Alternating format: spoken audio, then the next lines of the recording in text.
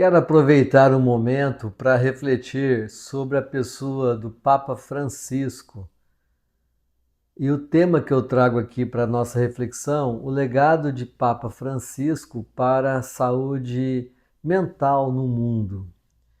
Mesmo o Papa sendo Papa apenas de 17% da população mundial, 1.400.000 pessoas que se autodeclaram católicos, nós sabemos que a Igreja Católica, ela, pelo fato de vir de uma origem ali europeia, né, de origem que veio trazido para o mundo através da colonização, nós sabemos que ela exerce muita influência mesmo nos países onde a prática do catolicismo é mínima, porque em todo o mundo a colonização se espalha a partir do cristianismo.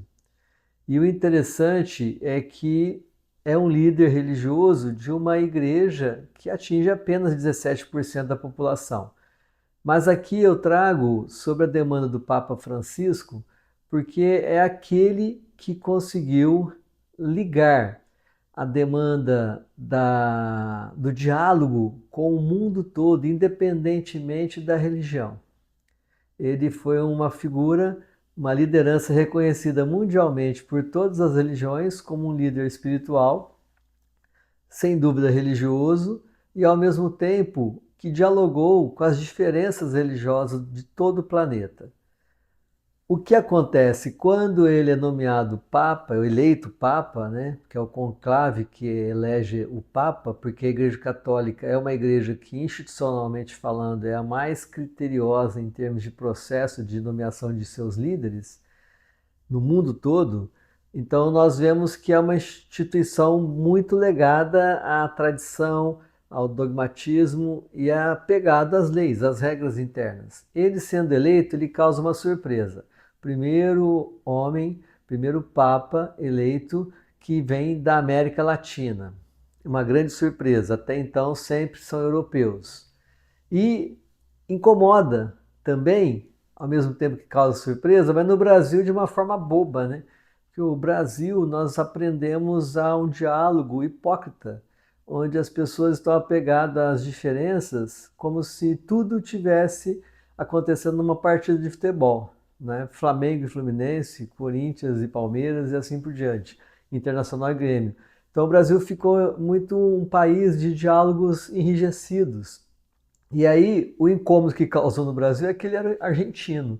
E aí levou-se para o lado do futebol, né, pela rivalidade Brasil e Argentina. Eu ouvi de muitos católicos praticantes de que não gostavam do Papa porque ele era argentino, associando com a questão do futebol.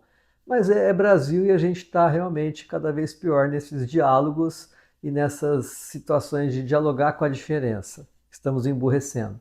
Mas a primeira surpresa foi o primeiro Papa da América Latina a ser eleito um Papa de uma igreja com tanta influência no planeta.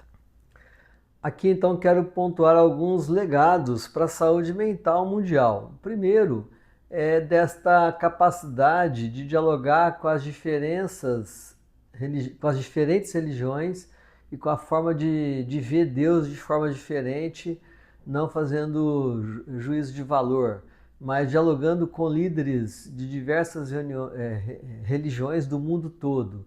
Essa intransigência religiosa que faz com que haja divisão de poderes, onde muitas vezes a religião é usada até para questões políticas, o Papa Francisco, ao andar pelo planeta, ele foi se encontrando com líderes de diversas religiões. Tanto é que ele é notícia mundial e agora, com a morte dele, vem as comunicações e vem as cartas de grandes líderes religiosos de diferentes religiões.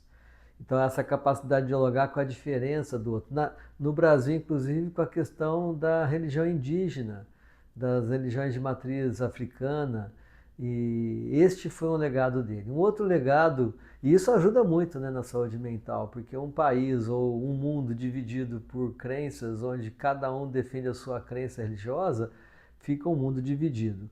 E um líder religioso falando disso de forma aberta e acolhendo as formas diferentes de se praticar a religião, isso ajuda muito na recuperação da sanidade mental no planeta.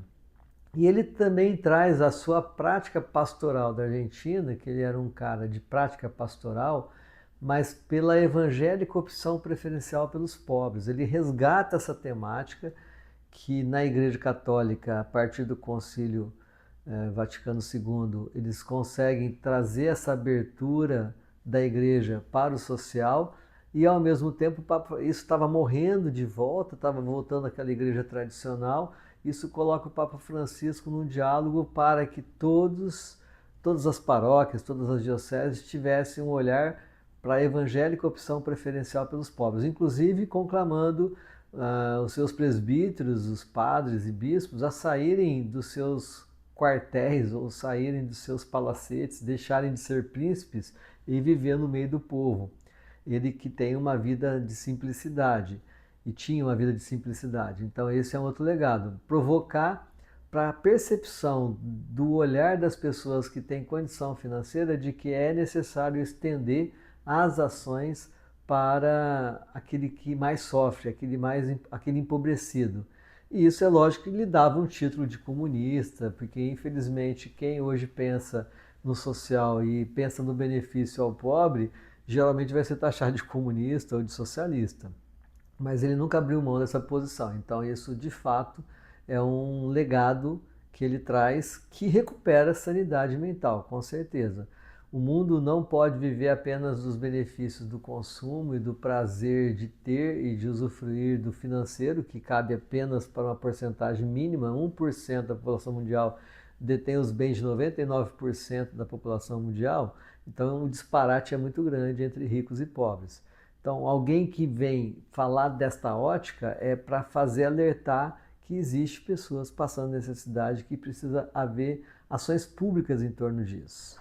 Dentro de uma igreja tradicional, ele abriu para o diálogo da questão das relações de gênero, do respeito à escolha da condição sexual do outro.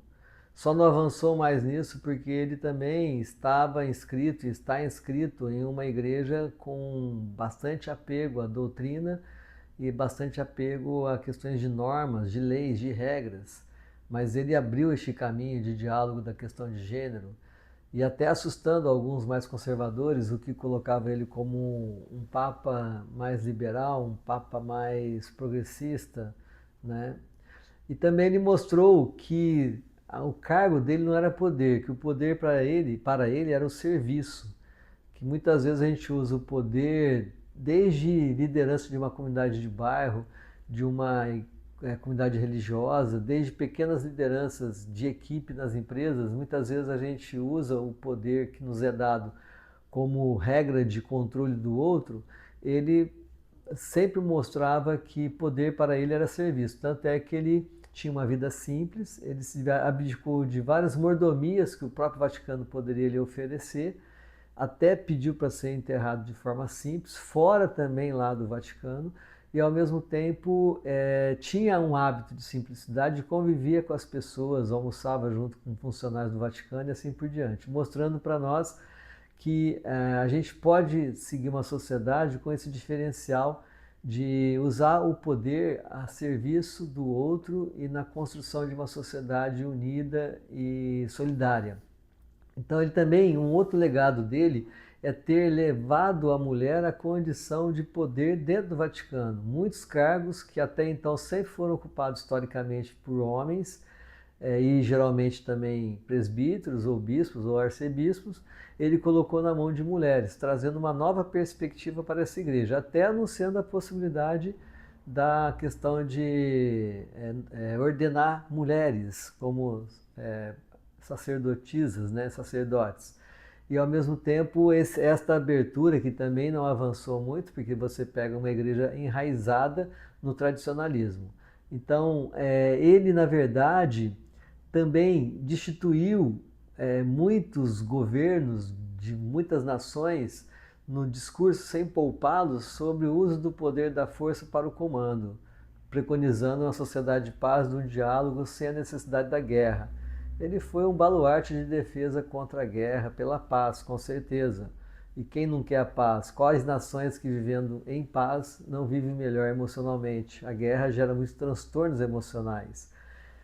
Então ele não poupou as nações de falar sobre isso. Uma outra questão que ajudou muito na sociedade na busca dessa organização emocional, do menos sofrimento emocional, é que ele traz a classe intelectual, cientistas e também intelectuais das humanidades que muitas vezes sempre tiveram um ponto crítico em relação à igreja, porque conhecem e sabem refletir o quanto que muitas vezes a instituição religiosa ela oprime as pessoas pelas normas e dogmas, mas ele conseguiu cair na graça dos intelectuais do mundo todo, que viam ele como uma pessoa aberta, mesmo por ele ser jesuíta, também tem esse perfil de busca pela ciência, não era um negacionista, então, em plena pandemia, ele mostrava a importância da ciência sobre a questão de superar a questão do Covid-19 e, ao mesmo tempo, ele atraiu inclusive pessoas que não professam religião alguma, ou agnósticos, ou inclusive ateus.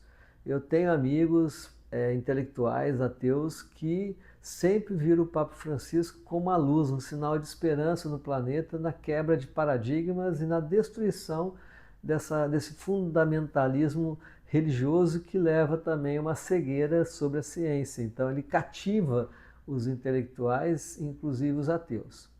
E um elemento que ele fez nos diálogos, nas escritas deles, né, nos textos que ele sempre escreveu, e muitos livros já foram publicados sob o mandato dele, que ele mostra que a religião não pode ser uma prática de opressão.